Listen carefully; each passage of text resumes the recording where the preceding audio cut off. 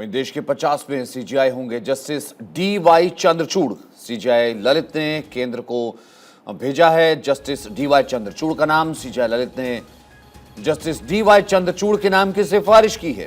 तो 8 नवंबर को सेवानिवृत्त हो रहे हैं सीजीआई यूयू ललित, और यूयू ललित ने ही जस्टिस डी.वाई. चंद्रचूड़ के नाम की सिफारिश भेजी है केंद्र को। तो डी.वाई. चंद्रचूड़ अगले सीजीआई होंगे चीफ जस्टिस ऑफ इंडिया।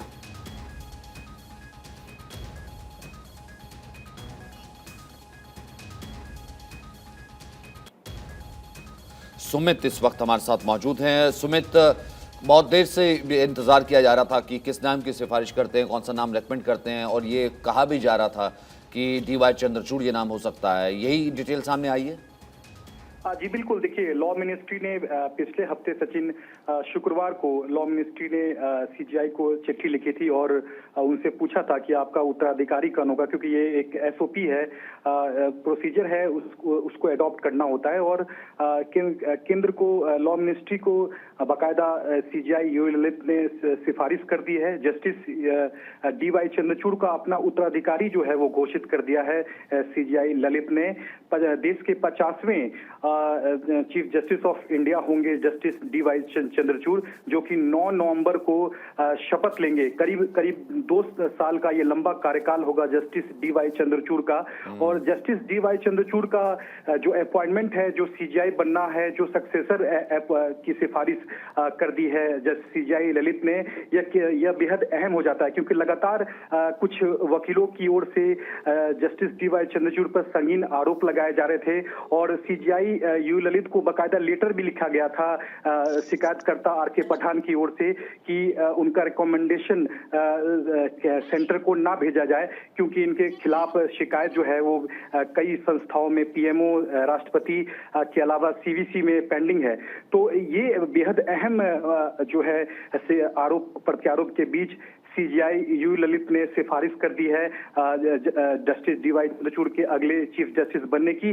बेहद अहम माना जा रहा है। 10:15 बजे के करीब सभी जजों को सीजीआई ललित ने बुलाया था जजेस लॉन्ज में, और उसके बाद ये फैसला लिया गया कि जस्टिस डी.वाई. चंद्रचूड़ का वो अपना सक्सेसर यानी कि उत्तराधिकारी जो हैं वो घोषित करते हैं। और बाकायदा एक चिट्ठी जो है वो लॉ मिनिस्ट्री को जवाब में भेज दिया गया है ललित की ओर से कि देश के अगले चीफ जस्टिस, 50वें चीफ जस्टिस डी.वाई. चंद्रचूड़ होंगे।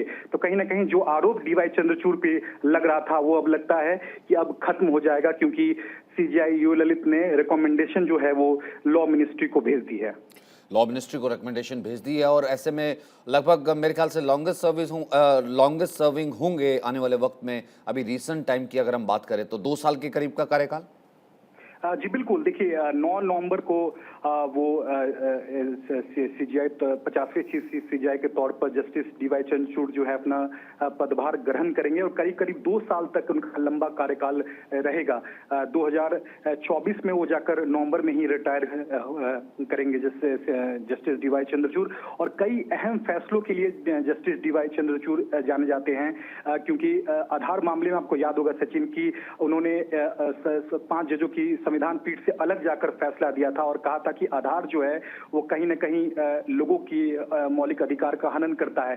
तो आधार के फैसले से जस्टिस डी.वाई. चंद्रचूड़ जाने जाते हैं। और अयोध्या मामले में जो 5 जजों की संविधान पीठ जो गठित हुई थी, उसमें से एक सदस्य जस्टिस डी.वाई. चंद्रचूड़ भी थे। तो कहीं ना कहीं अपने फैसलों के लिए जस्टिस डी.वाई. चंद्रचूड़ जाने जाते हैं।